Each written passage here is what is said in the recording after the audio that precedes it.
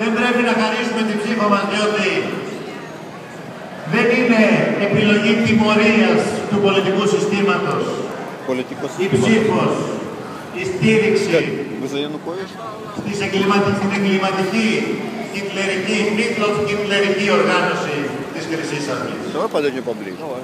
Είναι τιμωρία του εαυτού μας και δεν πρέπει οι δημοκρατικοί πολίτες της Θεσσαλονίκης να αφήσουμε να συμβεί, να αφήσουμε αυτό το στίγμα να βαραίνει τη δημοκρατία μας και την ιστορία μας.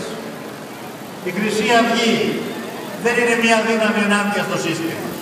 Είναι το μακρύ χέρι του συστήματος. Είναι αυτοί που συνεργάστηκαν μια χαρά όλο το καλοκαίρι με τις δυνάμεις του συστήματος και της καταστολής προκειμένου να αποτρέψουν τη δυνατότητα ο λαός μας με τις διαδηλώσεις του να δώσει μήνυμα ελπίδας και ανατροπής.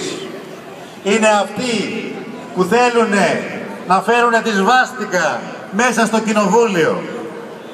Πολίτες της Θεσσαλονίκης, θυμηθείτε τους μεγάλους αγώνες του λαού της Θεσσαλονίκης και πηγαίνετε στον ιστορικό Χορτιάτη και σηκώστε τη σημαία της αντίστασης, την ελληνική σημαία, τη σημαία της ανατροπής, την κόκκινη σημαία, σηκώστε την ψηλά και κατεβάστε τη σημαία της σβάστικας που θα κυλιδώσει, θα αμαυρώσει την ιστορία μας, τους αγώνες του λαού μας.